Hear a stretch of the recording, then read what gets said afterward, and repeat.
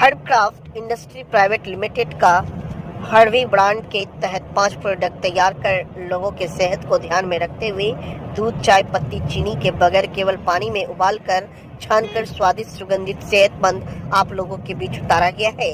इनका स्रोत उत्तराखंड के फार्म में है। ये सारे हर्बल टी है और इसकी खासियत ये है कि ये सारी कैफीन फ्री है, केमिकल फ्री है, प्रिजर्वेटिव फ्री है और हमने 5 टाइप का भी लॉन्च किया हुआ है। पहला जो है बर्न बेली है, ये फैट लॉस के लिए यूज होता है। इसके अलावा ग्लोइंग स्किन है जो कि एक्ने वगैरह मतलब बेसिकली इसको गर्ल्स यूज करती हैं। और इसके अलावा हमने डीप स्लीप भी लॉन्च किया हुआ है जो कि जिसको स्लीप के रात में सोने की दिक्कत है वो इसको 20 मिनट पहले कंज्यूम कर सकते हो, तो ये काफ़ी रिलीफ उस चीज़ में देता है। इसके अलावा जो नॉर्मली लोग हेल्थ के लिए पी सकते हैं और नॉर्मली इसमें बेनिफिट कर सकते हैं वो हमारा स्पिरिचुअल टी है।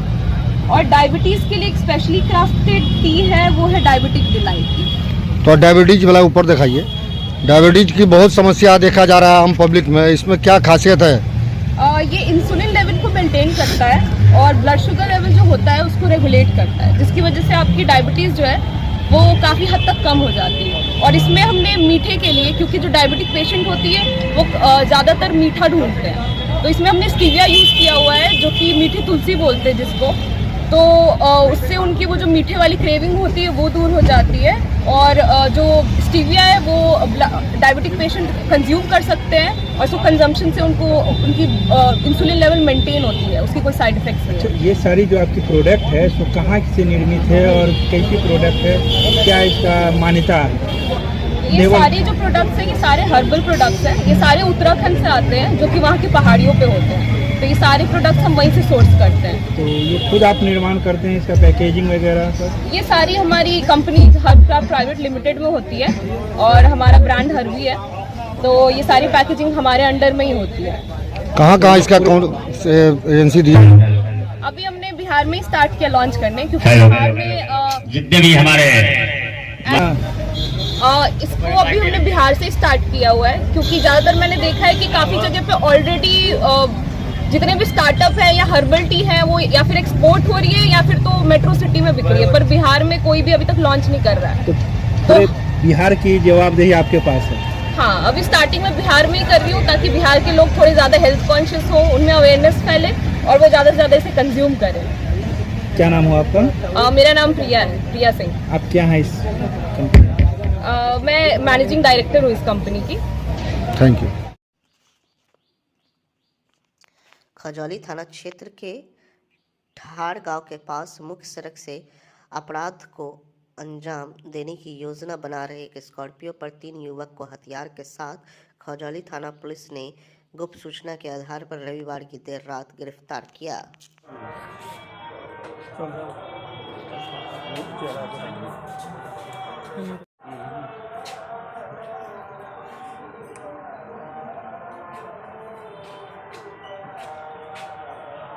लगभग 10 साढ़े 10 बजे के आसपास थाना अध्यक्ष खजौली को सूचना मिली थी कुछ अपराधी जो है इनके क्षेत्र में अपराध करने की योजना बनाने के उद्देश्य से या अपराध करने के उद्देश्य से काले रंग के स्कॉर्पियो में ठाहर गुमटी के पास इकट्ठा है। इसी सूचना के आलोक में इनके द्वारा अपने नेतृत्व में टीम का गठन किया गया तथा थाने में सशस्त्र बल जो उपलब्ध है उनके साथ जाके छापेमारी की गई। छापेमारी के क्रम में एक चालक और 2 में बैठे हुए व्यक्ति हथियार के साथ गिरफ्तार किए गए हैं। कुल मिला के इस कांड में अभी तक हमारे पास 2 पिस्टल, 4 गोली, 3 मोबाइल, 1 स्कॉर्पियो काले रंग का बरामद हुआ है तथा 3 लोगों की गिरफ्तारी हुई है। सर, गिरफ्तार कैसे पुलिस से भी अपराधी इतिहास है? वो हम लोग अभी छानबीन कर रहे हैं, अंडर इन्वेस्टिगेशन है। बस अभी प्राइमा फेसी पता चला है कि इसमें एक जो अरेस्टेड आदमी है वो एक पैक्स अध्यक्ष है, न्यूली इलेक्टेड है, हाल में इन्होंने पैक्स का चुनाव जीता है, बट ये किसी आपराधिक गतिविधि के हिसाब से वहाँ थे जिसके कारण इनकी भी गिरफ्तारी हुई है। इसके पीछे में साथ में थे कि वैसे अभी ये आगे हम लोग इन्वेस्टिगेशन में क्लियर करेंगे कि किस कारण से वो वहाँ पे उपस्थित हुए थे और क्यों वहाँ पे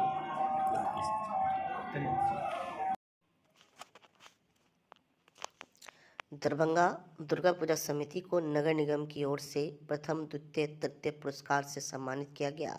साथ ही नगद राशि भी दी गई। अपराह्न 3 बजे दरभंगा पूजा पंडाल समिति को प्रकृष्ट राशि एवं दशहरा, दीपावली, छठ में उत्कृष्ट योगदान देने वाले पदाधिकारी कर्मियों को प्रशस्ति पत्र वितरण का कार्यक्रम नगर निगम के सभागार कक्ष में किया गया था।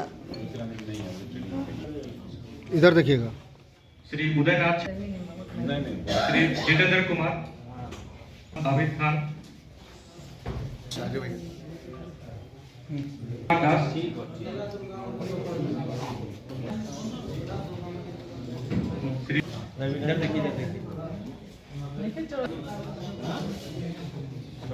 इधर देखिएगा।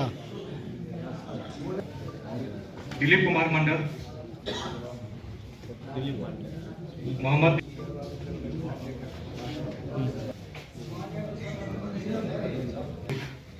श्री मुन्ना राम, यहाँ देखो सीधा। कुलदीप कुमार,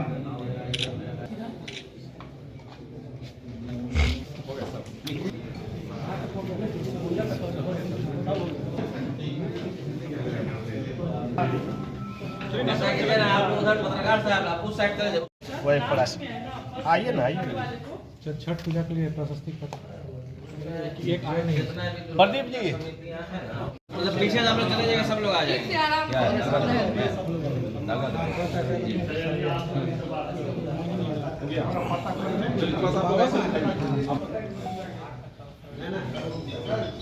चलिए पैसा दीजिए, हो गया ना पैसा, ठीक है।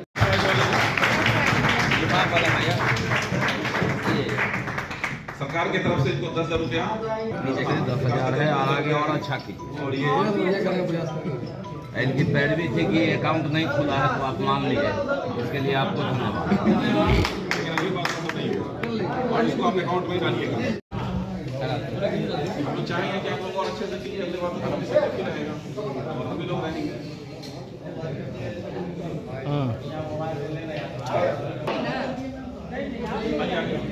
ठीक है। या विभिन्न तरीके से उसकी सिलेक्शन करने के बाद आप लोगों ने उसको सम्मानित करने का काम किया है। क्या कुछ क्राइटेरिया था इसको आप लोगों ने सिलेक्शन जो किया है? इसमें जो है देखिए, नगर विकास आवास विभाग से एक चिट्ठी आई थी जिसमें हम लोग को मतलब 3 कैटेगरिया को फाइनल करना था। हम लोग के पास बहुत ही कम समय था, लेकिन फिर भी हम लोगों ने इसको पूरी तरह से करने का कोशिश किया कि जो है साफ सफाई। इसका सबसे प्रमुख उद्देश्य यही है कि पंडाल के बीच में जो भीड़-भाड़ में जो व्यवस्था होती है वो सही ढंग से हो पाए, और सफाई पर बहुत ज़्यादा हम लोग इस पर फोकस कर रहे थे। सफाई हुआ, डस्टबिन की, फिर जो लाइन बनता है जाने के लिए, शौचालय की व्यवस्था, ये सब का किया जाएगा। 10 मापदंड है इसमें। अभी तो कुछ लोग को पता था, इसलिए इस बार जो है फिर भी हम लोग ने कम समय में कर लिया है, लेकिन अगले बार से हर पंडाल को 10 दिन पहले ही मिल जाएगा। उसको अपना मानक को पूरा करना है और फर्स्ट, सेकेंड, थर्ड का विनर उसमें घोषित होगा।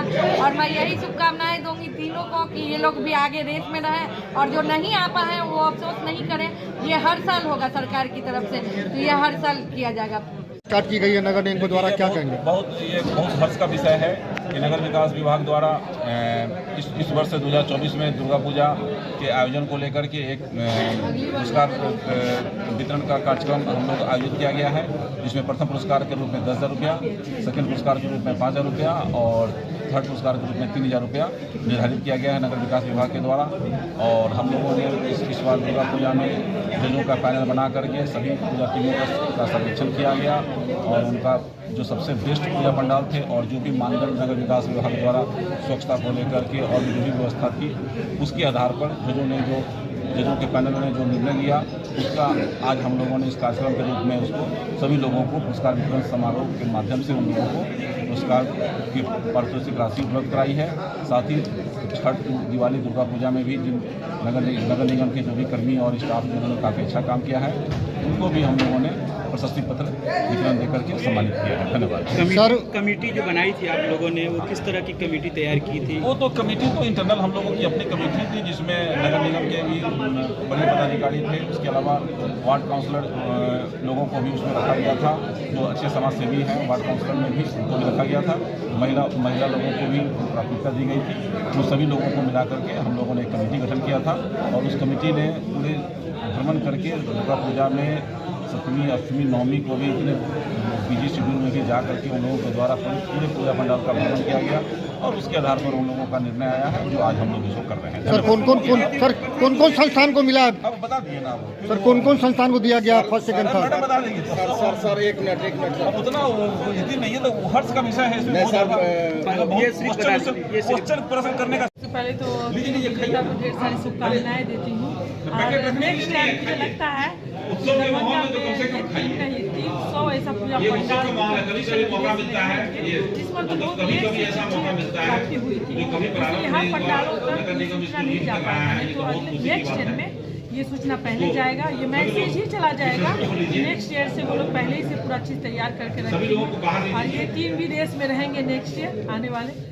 इसलिए फिर से और ढेर सारी शुभकामनाएं मैं अपने सारे सफाई कर्मी या निगम में स्टाफ निगम के सारे कर्मचारी को उन सभी के रोल से ही ये सब चीज़ स्वच्छता जो खूबसूरती जो है जो हम जो महापर्व में जो कर पाए हैं ये सबसे बड़ा रोल उन लोग का भी है। इसलिए मैं ढेर सारी शुभकामनाएं सभी लोगों को भी देती हूँ। आवासन एवं शहरी मंत्रालय भारत सरकार द्वारा आयोजित जो बिहार सरकार के नगर विकास के द्वारा सम्मानित किया गया था कि इस बार दुर्गा पूजा में साफ सफाई स्वच्छता के लिए 3 श्रेणी का पुरस्कार का घोषणा हुआ था, जिसमें प्रथम द्वितीय तृतीय तो यहाँ एक टीम गठित की गई थी और टीम के सदस्यों ने सभी पंडालों का निरीक्षण किया, जिसमें प्रथम श्री 108 सार्वजनिक दुर्गा पूजा समिति धर्मपुर, द्वितीय पुरस्कार श्री 108 सार्वजनिक दुर्गा पूजा समिति बालूघाट एवं तृतीय पुरस्कार श्री 108 बिना पानी कलर दरभंगा। इन तीनों लोगों को प्रशस्ति पत्र के अलावे प्रथम को 10,000, द्वितीय को 5,000 और तृतीय को 3,000 का पुरस्कार दिया गया है। हम लोग यही आगे के लिए यह आह्वान करते सभी दुर्गा पूजा समिति को कि यह प्राइज कोई प्राइज नहीं है, खासकर इसके पीछे स्वच्छता की बात है जो प्रधानमंत्री के द्वारा चलाया जा रहा है। और इसी तरह का अगर सारे दुर्गा पूजा जो शहर में होते हैं निकाय के अंदर अगर अगले साल से एक योजना बनाकर और लक्ष्य को रखकर साफ सफाई के दृष्टिकोण से करेंगे तो वैसे भी माँ दुर्गा पूजा जो आस्था का पर्व है, स्वच्छता का पर्व है और इस अवसर पर शहर की भी सफाई हो जाएगी ताकि दर्शनार्थियों को भी दर्शन करने में आनंद हो सके। आपकी संस्था को कौन सा पुरस्कार मिला? हमारी संस्था को द्वितीय पुरस्कार मिला है। खुश हैं? सभी लोग खुश हैं क्योंकि लोगों ने मेहनत किया है, जो मापदंड था उसका पालन किया है। हो सकता है कि प्रथम वाले ज़्यादा मापदंड का पालन किए हो, द्वितीय वाले उससे कम किए हो, तृतीय वाले उससे थोड़ा कम किए हो, लेकिन सभी प्रयास किए हैं। मैं तीनों संस्था को दुर्गा पूजा समिति को अपनी ओर से सशक्त स्थायी समिति की सदस्य के नाते मैं सभी को शुभकामना देता हूँ। बहुत अच्छा लगा, ये बहुत अच्छा कि दुर्गा पूजा समिति को चिन्हित करके इस तरह दिया गया और ये बहुत अच्छी बात है। इससे होगा कि एक जो लोगों के बीच में जो बस ऐसे ही रहते हैं उनको अब ये जागेगा, हौसला जागेगा कि वो लोग अच्छे से अच्छा अपना पंडाल में करें और पूरा दबाव बना के रखें ताकि जो है प्रशासन की नज़र में रहे और प्रशासन उनको सम्मानित करे। दूसरी सबसे बड़ी बात की तरफ मेरी खासकर दरभंगा जिला प्रशासन से ये मांग है कि जिस तरह यहाँ का मुहर्रम, चूँकि मैं जिला मुहर्रम कमेटी का अध्यक्ष हूँ, उसी तरह भाई यहाँ का रामनवमी दोनों बिल्कुल एक जैसा होता है और देखने में बिल्कुल भयावह रहता है। मतलब हमेशा खासकर मुहर्रम जो है वो पूरे भारत में वो बहुत मशहूर है। तो मैं चाहूँगा जिला प्रशासन से कि किसी भी हाल में दरभंगा जिला मुहर्रम कमेटी आप रामनवमी कमेटी जो है उन लोगों को भी मतलब हौसला अफजाई के लिए इनाम दिया जाए ताकि जो अखाड़ा आते हैं या जो खिलाड़ी हैं उनका हौसला अफजाई हो सके।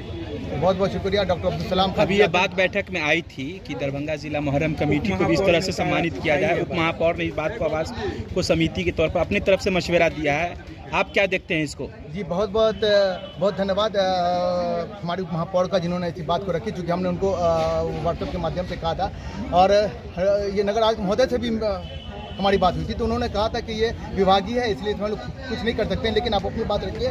आगे से अगर कुछ ऐसा होता है तो जिला मुहर्रम कमेटी और रामनवमी मुहर्रम कमेटी को भी उसमें जोड़ करके उनको इनाम दिया जाएगा। Thank you. दरभंगा जिला क्रिकेट एसोसिएशन की ओर से दरभंगा जिला क्रिकेट लीग मैच 2024-25 का क्रिकेट खेल का उद्घाटन किया गया दरभंगा के नेहरू स्टेडियम लहरियासराय में मंगलवार को। वहीं इस खेल के अवसर पर क्रिकेट ग्राउंड में उतरे अनुमंडल पदाधिकारी सदर दरभंगा विकास कुमार और अनुमंडल पुलिस पदाधिकारी सदर दरभंगा अमित कुमार ने संयुक्त रूप से खेल का उद्घाटन किया।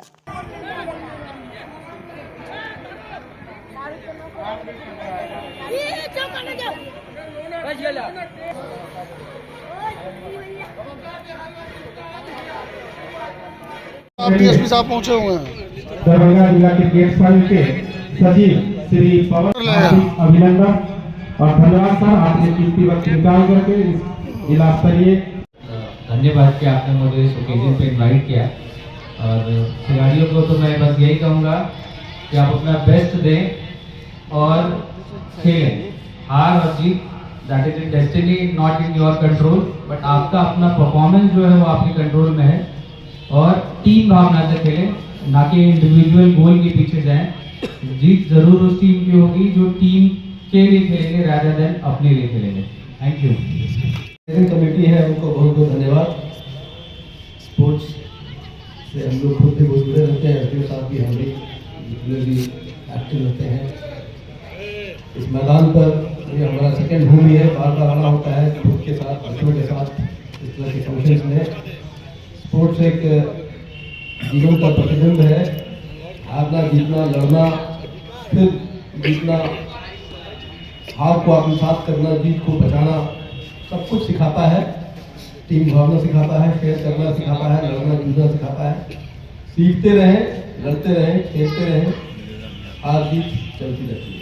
धन्यवाद। आज से दरभंगा जिला क्रिकेट एसोसिएशन के द्वारा दरभंगा जिला के सभी क्लबों का, निबंधित क्लबों का जिला लीग 2024-25 का शुभारंभ हुआ।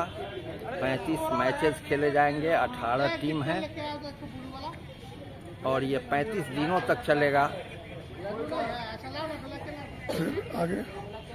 इसी से जो बच्चे अपना परफॉर्मेंस करेंगे, जो अच्छा खेलेंगे बॉलिंग में, बैटिंग में, उनका आगे चल के जो हाईमन के लिए, अंडर 19 के लिए, अंडर 16 के लिए जो जिला की टीम बनेगी, परफॉर्मेंस के आधार पर ही उनका सिलेक्शन किया जाएगा, फिर उनका कैंप किया जाएगा, फिर जिला की टीम बना के भेजा जाएगा।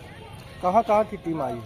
यहाँ दरभंगा में बेनीपुर, जाले, दरभंगा की जितनी टीमें हैं जिले की निबंधित, जो पिछले साल भी खेली है, वो सारी टीमें इसमें एक दूसरा से आपस में खेलेंगी। ये उद्घाटन मैच कौन सी किनके द्वारा किया गया? आज उद्घाटन मैच केसीसी दरभंगा और यूथ क्रिकेट क्लब दरभंगा के बीच खेले जा रहे हैं। सदर एसडीओ साहब विकास कुमार जी और सदर एसडीपीओ साहब अमित कुमार साहब के द्वारा किया गया है। साथ में जिला खेल संघ के सचिव जो कि इस टूर्नामेंट के चेयरमैन भी हैं, उनके द्वारा राघवेंद्र जी, जितेंद्र सिंह जो हमारे जिला क्रिकेट लीग के चेयरमैन भी हैं और जिला क्रिकेट संघ के सचिव भी हैं, उनके द्वारा किया गया है। ठीक है, परिचय दे दें अपना। मेरा नाम पवन कुमार सिंह हुआ, मैं दरभंगा जिला क्रिकेट संघ का सचिव हूँ।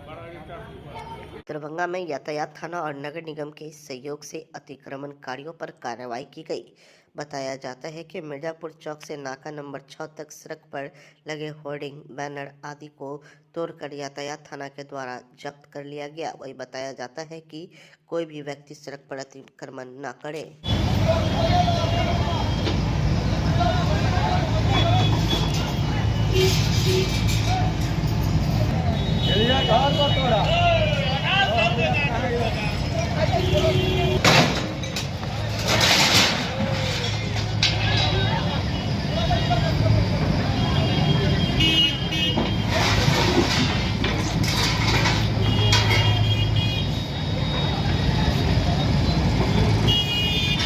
अभियान चला रहे हैं, कहां से कहां तक अभियान चला? अतिक्रमण किए हुए हैं और नगर निगम के सहयोग से वो में भी अतिक्रमणकारी है और उनके भी नगर निगम के द्वारा फाइन भी काटा जा रहा है और जो भी सामग्री है, बोर्ड है, बल्ला लगा दी है रोड पे, उसको जब्त किया जा रहा है नगर निगम। अभी कहाँ से कहाँ तक अतिक्रमण हो रहा है? अभी मिर्जापुर से लेकर के और नाका 6 तक। अपना परिचय दे दीजिए। कुमार गौरव, यातायात थाना दरभंगा।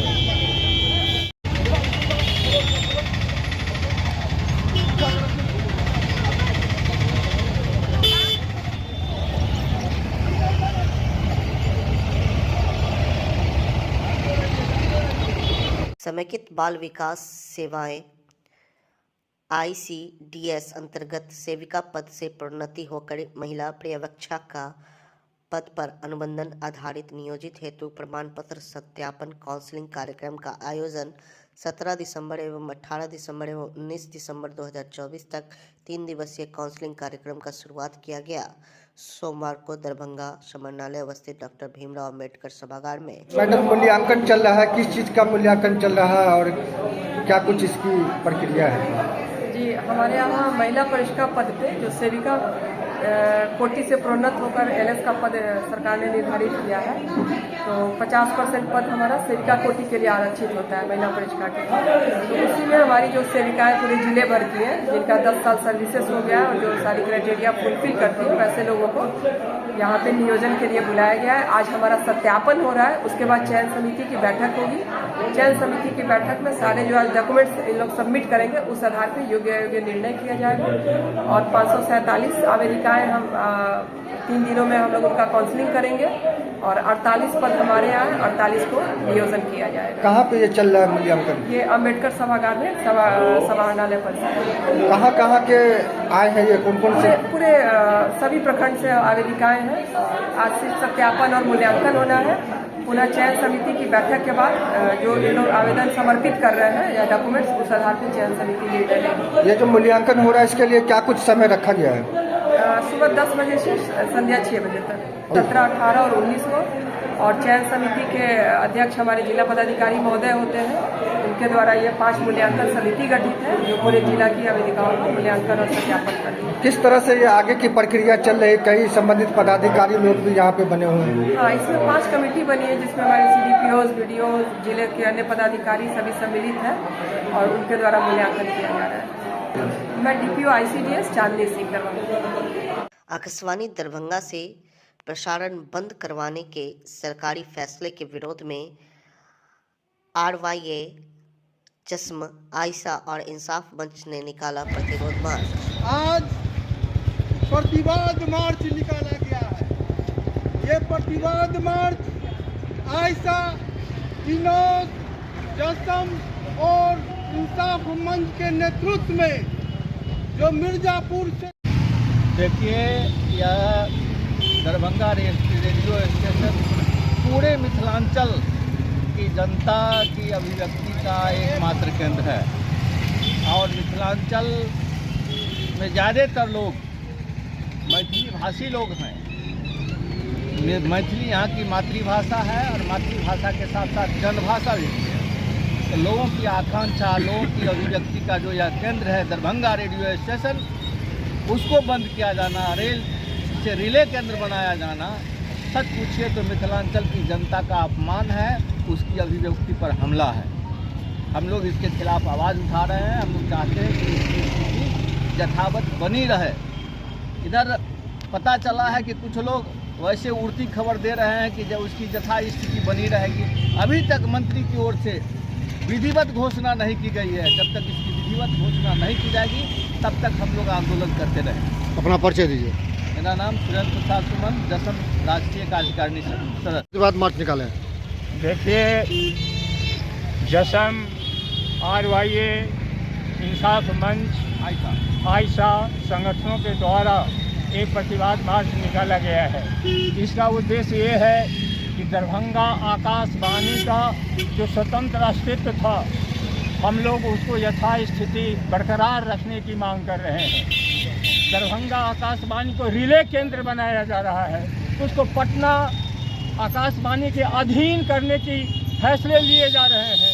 यह दरभंगा की जनता, मिथिलांचल की जनता का अपमान है। हम इस अपमान के खिलाफ लड़ रहे हैं हम अश्विनी वैष्णव से कहना चाहते हैं जो सूचना और प्रसारण मंत्री हैं केंद्र में, वही इस फैसले को रद्द करे, इस फैसले को बदले, नहीं तो ये मिथिलांचल जो झोली भर करके भाजपा को वोट देने का काम किया है, वो एक वोट नहीं आगे आने वाले दिनों में उनको मिलेगा। हमने देखा कि यहाँ का जो सांसद है, उसको हमने देखा एम्स बनाने के सवाल पर कि वह दरभंगा TMCH में एम्स बनाना चाहते थे। बाद में जब जनता खड़ी हुई, जनता लड़ने का काम किया और उनकी लड़ाई के जरिए जब वहाँ शोभन में एम्स का बात चली और स्वीकार किया गया, तब वो उसके पक्ष में खड़े हुए। अभी यही हम लोग देख रहे हैं, अभी यही हमको देख रहे हैं। आज अखबार में वो दिए हैं कि एम्स की तरह ही ये जो दरभंगा आकाशवाणी है उसका यथास्थिति बरकरार रहेगा। ये बात ये MP बोलते हैं गोपाल जी ठाकुर, हम लोग नहीं मानेंगे। यही बात वो सूचना और प्रसारण मंत्री जो अश्विनी वैष्णव हैं, जो केंद्र में मंत्री हैं इस विभाग के, वो बोले, वो ये स्टेटमेंट दें कि हमने जो गलत फैसला लिया था दरभंगा आकाशवाणी के खिलाफ, हम उसको वापस लेते हैं। जब तक ऐसा वो नहीं कहेंगे, हम बड़े पैमाने पर इस सवाल पर आंदोलन खड़ा करेंगे और दरभंगा सहित पूरे मिथिलांचल का जो अस्तित्व है उसकी रक्षा करने के लिए हम लोग आगे बढ़ेंगे। इसलिए हम लोगों ने निकालने का काम। कहाँ तक प्रतिवाद मार्च निकाले हैं? आकाशवाणी के गेट अभी कहाँ से चले हैं? ये मिर्जापुर चौक से हम लोग निकाले हैं और ये होते हुए हम लोग आकाशवाणी केंद्र के गेट तक जाएंगे और अपनी बातों को वहाँ रखने का। अपना परिचय दीजिए। मेरा नाम RK सहनी है, मैं भाकपा माले का वरिष्ठ नेता हूँ। हजारों नम आंखों से इस दुनिया को हमेशा के लिए अलविदा कह गए पूर्व सैनिक मोहम्मद सोहेल। जी हाँ, हायाघाट प्रखंड के सिंधौली पंचायत के सिंधौली गांव के रहने वाले 76 वर्ष की उम्र में उनका निधन हो गया। हार्ट अटैक से बताया जाता है।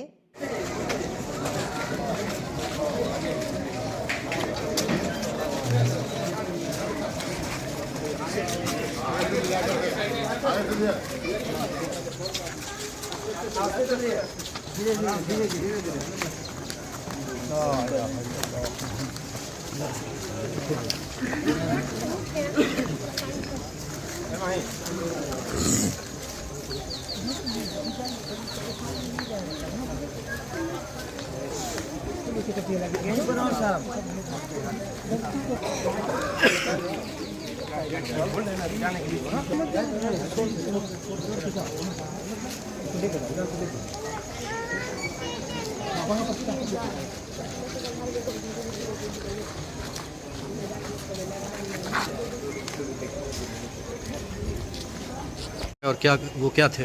ये हमारे वालिद साहब थे। हाँ। और ये जोर से बोलिए। आर्मी से एजुकेशन अफसर रिटायर हुए हैं। हाँ।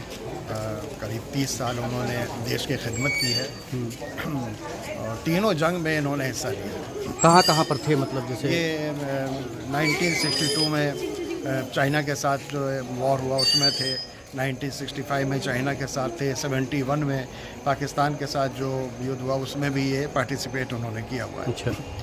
और इसी दरमियान इनको जो है वॉर के दरमियान इनको चोट भी लगी। डिसेबल्ड पेंशन भी इनको मिलता रहा है हमेशा और इन्होंने देश की खिदमत की है। और रिटायर होने के बाद इन्होंने जब गांव में आए तो इन्होंने देखा कि समाज के अंदर जो है एजुकेशन का लेवल बहुत कम है, क्योंकि एजुकेशन से फील्ड से ही हमेशा जुड़े रहे हैं, आर्मी में एजुकेशन अफसर रहे हैं। तो इन्होंने आकर के एक स्कूल जो है पब्लिक स्कूल इन्होंने सेटअप करने के लिए जो है वो उन्होंने कोशिश किया। तो हम लोगों ने उसमें सपोर्ट किया उनको, और ताकि यहाँ के गरीब बच्चे जो हैं वो एजुकेशन हासिल कर सकें। मतलब उनका उम्र कितना होगा आज? उम्र जो है लगभग 76 ईयर्स। कितने बच्चे उनके? उनके 3 बच्चे हैं, जिनमें मैं सबसे बड़ा मैं हूँ। और नाम? मेरा अफजल इमाम। उर्फ गुड्डू। मैं सबसे बड़ा हूँ, उससे छोटा सरफराज अतर है और सबसे छोटे जो है सफदर इमाम है। अच्छा, 3 बच्चे हैं और 1 लड़की। एक सिस्टर है हमारी, नाम जिनका नाम कनीज़ फातिमा है, जिनकी मैरिज जो है वो समस्तीपुर में। तो खासकर समाज से भी उनका लगाव रहता था, समाज को भी मदद करना या फिर बहुत काम वो करते थे, हमेशा रहते थे कि वही समाज के अंदर जो गरीब लोग हैं उनकी मदद भी हमेशा किया करते थे।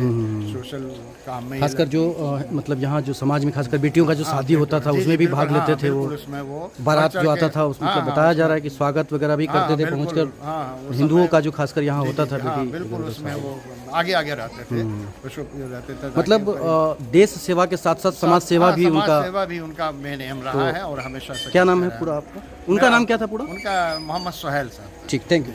प्रशांत किशोर का जातिवादी राजनीति पर करारा प्रहार। बोले, हर राज्य में जातिवाद मौजूद है। बिहार में नेताओं ने लोगों के मन में डर बैठा दिया है कि अगर आपकी जाति का कोई नेता नहीं है तो आपको वोट नहीं मिलेगा। पटेल आंदोलन गुजरात में नहीं हुआ, जाट का आंदोलन हरियाणा में नहीं हो रहा है, लेकिन जब बात होता है जात का तो कहता है बिहार में खाली जाट। लेकिन दिक्कत यहाँ समाज में खाली इतने है कि 30-40 साल से नेताओं ने इतना आपको डरा दिया है, अरे भाई तुम जाति का नहीं है, कोई तुमको वोटे नहीं देगा, तुम्हारे पास बाहुबल नहीं है, कोई वोट नहीं देगा, तुम्हारे पास पैसा नहीं है, वोट नहीं देगा। कोई नहीं पूछता भाई लालू यादव कौन टाटा के लड़का थे जब वोट उनको मिला था, नीतीश कुमार कौन बिरला के लड़का है जब उनको वोट मिला था, नीतीश कुमार के जाति के कितने लोग बिहार में रहते हैं, सब आंकड़ा आपके सामने है। लेकिन मत मारी गई है लोगों की, उनका विश्वास चला गया है, इसीलिए आपको भरोसे नहीं हो रहा। मोदी जी के जाति का बिहार में तो कोई नहीं रहता है, तो हमने वोट दे कैसे रहे उनको। इसीलिए मैं बार बार आपको कह रहा हूं कि यहाँ का समाज मरा नहीं है, उसको मालूम है अगर 1 पैसे का भी विश्वास है कि मोदी से देश का विकास हो सकता है तो जातियों से ऊपर उठकर गुजरात के लड़के को अपने लड़के से भी ज्यादा अच्छा मानकर वोट दिया। तो अगर यहाँ का आदमी खड़ा होगा क्यों नहीं वोट देगा। मिथिला स्टूडेंट यूनियन के सीएम आर्ट्स कॉलेज पर सदस्यता अभियान से जुड़े सैकड़ों छात्र छात्रा सीएम कॉलेज में गुणवत्तापूर्ण शिक्षा मिले, इसके लिए एमएसयू संगठन करेगा आंदोलन। क्यों बैठे हैं? देखिए, सीएम कॉलेज में मिथिला स्टूडेंट यूनियन के द्वारा सदस्यता अभियान चलाया गया है। हम लोगों का मेन मोटिव है कि युवाओं को जगाएं, छात्रों को जगाएं। आज उन्हें अधिकार से वंचित कर दिया गया है। ये जितने भी शिक्षा व्यवस्था है ये मजाक बना हुआ है। इसके लिए छात्रों को ही आगे आना पड़ेगा। छात्र किसी के भरोसे बैठे हुए हैं कि कोई आएगा और कॉलेज को बदलेगा, लेकिन ये संभव होने वाला नहीं है। जब तक छात्र अपने अधिकार के लिए आगे नहीं बढ़ेंगे, आंदोलन की प्रक्रिया को नहीं समझेंगे, डेमोक्रेटिक प्रक्रिया को नहीं समझेंगे, तब तक ये व्यवस्था बदलने वाला नहीं है। तो हम छात्रों को, युवाओं को जगाने का प्रयास कर रहे हैं कि लोकतंत्र में, लोकतांत्रिक व्यवस्था में आंदोलन भी आपका अधिकार है। इस अधिकार को समझिए। हमें लगता है कि आने वाला समय में अगर इस तरीका से हम लोग काम करते रहें तो निश्चित रूप से युवा जागेंगे, अपने अधिकार के लिए बोलेंगे और हो सकता है तो अपने अधिकार के लिए विश्वविद्यालय जाकर अपना हक और अधिकार लेने का काम करेंगे। आप भी तो छात्र होंगे, तो आपने अपने छात्र जीवन में क्या किया? हम लोगों ने बहुत बदलाव किया है। यहाँ के कॉलेजों में डिग्री समय पर दिलवाने का काम किया है। जब पूरे बिहार के बच्चे डिग्रियाँ 3 सालों का डिग्रियाँ 4 सालों में ले रहा था तो मिथिला विश्वविद्यालय यहाँ 3 सालों में दे रहा था। इसके पीछे का कारण मिथिला स्टूडेंट यूनियन है। हमने संघर्ष किया है, हमने लड़ाई लड़ा है, हमने बदलाव किया है। हम युवाओं से कह रहे हैं कि युवा आगे आए, निश्चित रूप से हमारा कॉलेज बदलेगा, हमारा विश्वविद्यालय बदलेगा। तो आपने अपना संघर्ष रोक क्यों दिया? संघर्ष रुका हुआ नहीं है, संघर्ष निरंतर जारी रहने वाला चीज़ है। ये आने वाले समय में भी जारी रहेगा और हम लोगों का मोटिव यही है कि आने वाले समय में एक दिन मिथिला के हक के लिए यहाँ का एक एक नौजवान अपने अधिकार के लिए पटना के सरकार से, दिल्ली के सरकार से लड़ने का काम करे। जब डिग्री समय पे मिल रहा था तो ऐसा क्या हुआ कि फिर से ये असमय हो गया? देखिए, कोविड-19 आया था। कोविड-19 के बाद से डिग्री मतलब अनियमित हो गया। समय पर डिग्रियां मिलना मुश्किल हो गया। एकेडमिक कैलेंडर का पालन नहीं किया गया। लेकिन हम कह रहे हैं कि अगर फिर से हम लोग प्रयास करें तो निश्चित रूप से समय से डिग्री हम लोगों को मिल सकता है। 4 सालों का डिग्री 4 सालों में मिल सकता है। एकेडमिक कैलेंडर का पालन हो सकता है। इस कॉलेज में जो 1938 में इसकी स्थापना हुई थी, आज तक गर्ल्स हॉस्टल का निर्माण नहीं हो पाया। हम कह रहे हैं कि यहाँ हॉस्टल भी बन सकता है, लेकिन चाहिए स्टूडेंट को, तो स्टूडेंट को आगे आना पड़ेगा, डेमोक्रेटिक तरीका को समझना पड़ेगा, आंदोलन को समझना पड़ेगा। जब तक ये आंदोलन नहीं करेंगे, बदलाव किसी भी तरीका का आने वाला नहीं। क्या नाम होगा? Aman Saxena, Mithila student union. Nagendra Jha stadium में शुरू हुई चयन प्रतियोगिता। 30 महाविद्यालयों ने लिया भाग।